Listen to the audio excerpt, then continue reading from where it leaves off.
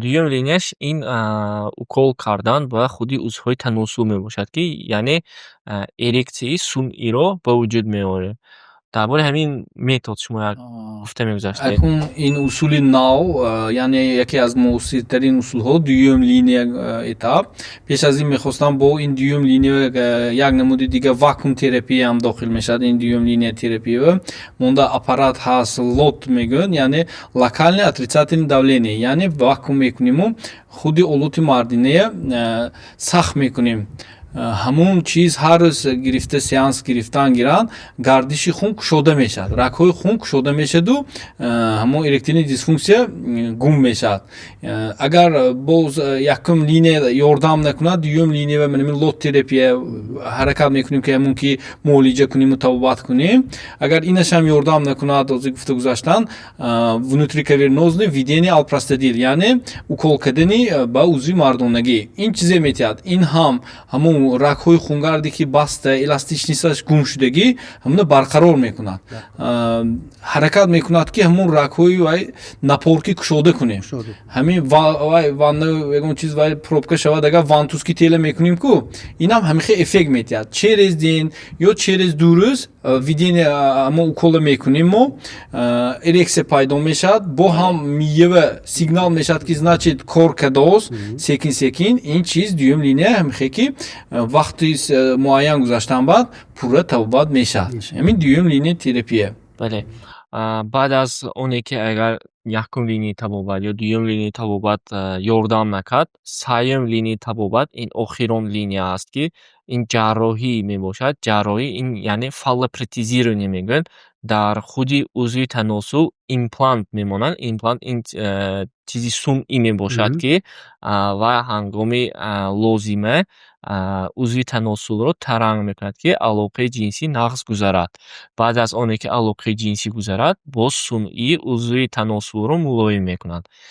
Ин буд табобати бемории сустии мардонагӣ, яъне дисфунксияи эректилӣ. Инҷо дар бораи профилактикаш ҳам суҳбат гузаронем. Устод ҳозир профилактикаи ин беморӣ хеле мавзӯи муҳим мебошад барои оне ки ҳастанд бемороне ки агар дар худ ҳамин эректильные дисфунксияро бинанд, дар аптекаҳо рафта таблеткаҳои виагра, ҳар хел намуди эпидиум пастаҳо гирифта истеъмол мекунанд. Ин ба одам, ба бемор як бор таъсир мекунад, фоида меорад, лекин сабаби асосии беморӣ гум намешавад. ҳамба устод як бор шумо мегуфтед ки профилактика чӣ кор кардан дар кор ҳамин беморро? албатта дуруст қайд кардед. Дар инҷо профилактикаям ин пешгириям роли асосӣ мебозад. бинобар ҳамин ман ба ҳамин тамошобинон ки навоз бишта агар гӯш кунанд суханои моя, ман якум тарзи ҳаёти солим. ин ба тарзи ҳаёти солим чӣ дохил мешавад? мунтазам ба варзиш машғул шудан, хӯрокҳои серғизо ки дар он витаминҳо, минералҳо вуҷуд дорад, ина истеъмол намудан ва манъ кардан сигаракашӣ, нӯшокҳои спиртӣ бояд даст кашидан, ҳар хел маводҳои мухаддир, ин мисол наркотикҳое бояд истеъмол накунанд ва мунтазам алоқаи ҷинсӣ кардан дар кор. Ина мегӯям ки регулярный половой акт. Агар номунтазам алоқаи ҷинсиам оварда мерасонад охирон ба кангисини простата, кангиси-сони сустии мардинава оварда мерасонад. бисёр мардо ҳозир шарм медорад, намебиёд.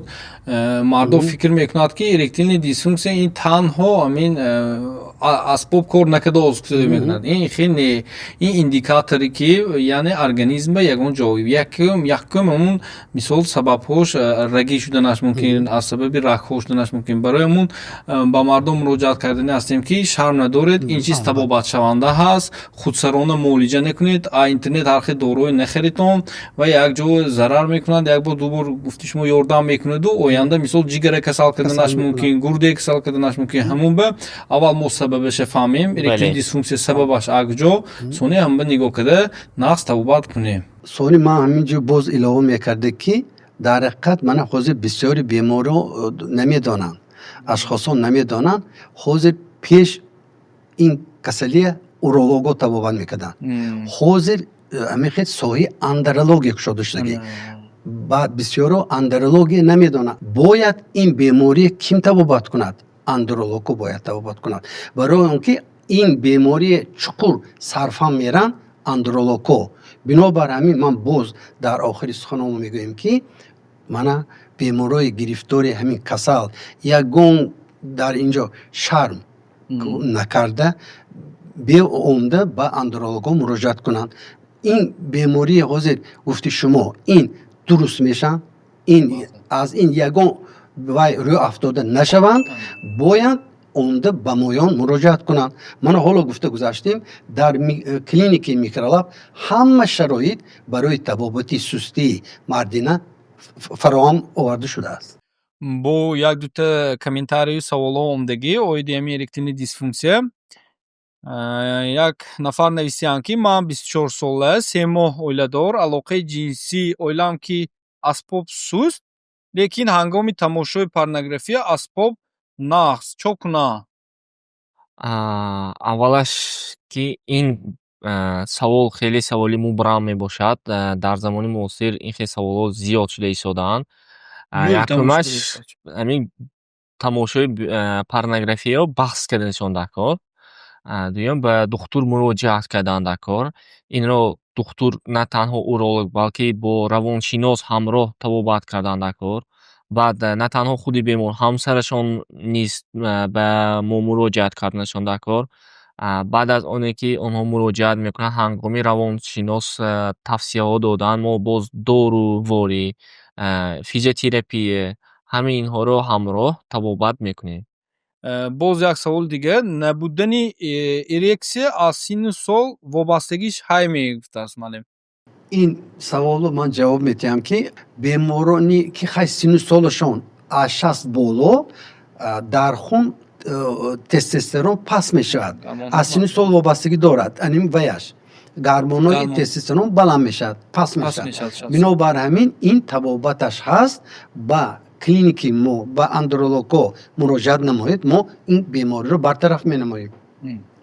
бо як савол дигар, ман гирифтори бемории диабети қанд 12 сол эси.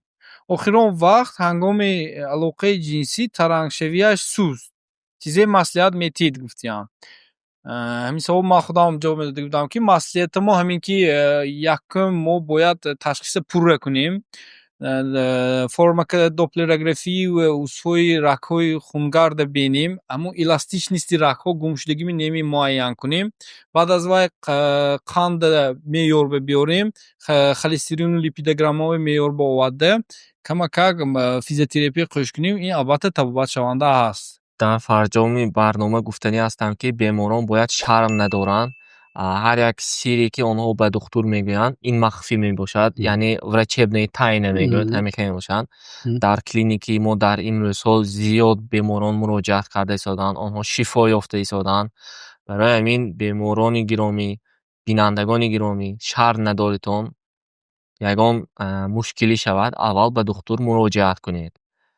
бо шумо будем Камолов Ибодуллохон Иноятуллоевич, духтури дараҷаи оли аълочии тандурустӣ, Тоҳиров Ҷамшедҷон, уролог андролог ва ман Шарипов Баваддин Фахриддинович, сартабиби клиникаи Микролаб, духтур уролог андролог.